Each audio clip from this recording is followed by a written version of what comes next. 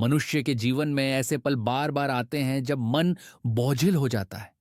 दिल चाहता है कि कोई सुन ले, कोई समझ ले, ताकि भीतर का भार कुछ हल्का हो जाए। लेकिन क्या हर भावना को शब्दों में ढाल देना वास्तव में लाभकारी होता है, या फिर कुछ बातें ऐसी भी होती हैं जिन्हें चुप्पी में ही सुरक्षित रखना बेहतर होता है?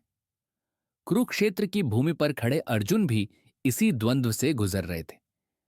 बाहर से शांत, लेकिन भीतर असंख्य प्रश्नों से घिरे हुए।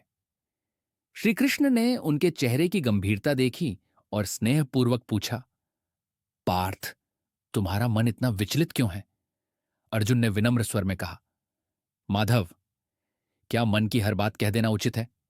कभी कभी लगता है कि अगर सब कुछ व्यक्त कर दूं तो मन को शांति मिल जाएगी। श्री कृष्ण मंद मुस्कान के साथ बोले, हे अर्जुन, यही सोच मनुष्य को सबसे अधिक ठेस पहुंचाती है। यह संसार उन लोगों को नहीं बख्शता जो हर बात बिना सोचे कह देते हैं, जो अपनी पीड़ा, योजना, सामर्थ्य और कमजोरी सबके सामने खोल देते हैं। उन्होंने आगे कहा, जिस प्रकार धन को सुरक्षित रखने के लिए तिजोरी की आवश्यकता होती है, उसी प्रकार जीवन में कुछ बातों को मौन में रखना ही बुद्धिमानी है। बोलना सरल है, पर समय पर चुप रहना एक साधना है। फिर श्री कृष्ण ने अर्जुन को जीवन की 7 ऐसी गोपनीय नीतियां बताईं जिन्हें संभाल कर रखने वाला व्यक्ति स्वयं को अनेक संकटों से बचा सकता है। पहला सूत्र, पारिवारिक बातों को सीमित रखें। घर के भीतर जो मतभेद या कठिनाइयां हों, उन्हें बाहर की दुनिया का विषय न बनाएं।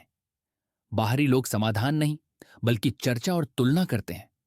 घर की मर्यादा घर के भीतर ही सुरक्षित रहती है। दूसरा सूत्र, अपनी आय और संपन्नता का प्रदर्शन न करें। धन जितना शांत रहता है उतना सुरक्षित होता है। जब लोग आपकी कमाई जान लेते हैं तो कभी ईर्ष्या जन्म लेती है, कभी अपेक्षाएं। शांति धीरे धीरे खोने लगती है। तीसरा सूत्र, योजनाओं को पूरा होने तक मौन में रखें। हर विचार एक बीज होता है। यदि उसे अंकुरित होने से पहले ही सबको दिखा दिया जाए तो कोई न कोई उसे कुचलने को तैयार मिल जाता है। कर्म बोलने से नहीं, करने से सिद्ध होता है। चौथा सूत्र, अपनी दुर्बलताओं को सार्वजनिक न करें। कमजोरी जब तक केवल आपको झांत है, वह सुधार का अवसर है, पर जब वही दूसरों को पता चल जाए तो वही सबसे आसान वार का स्थान बन जाती है। पांचवा सूत्र, अपने दान और सहायता का प्रचार न करें। सच्ची सहायता वह होती है जो बिना शोर के की जाए।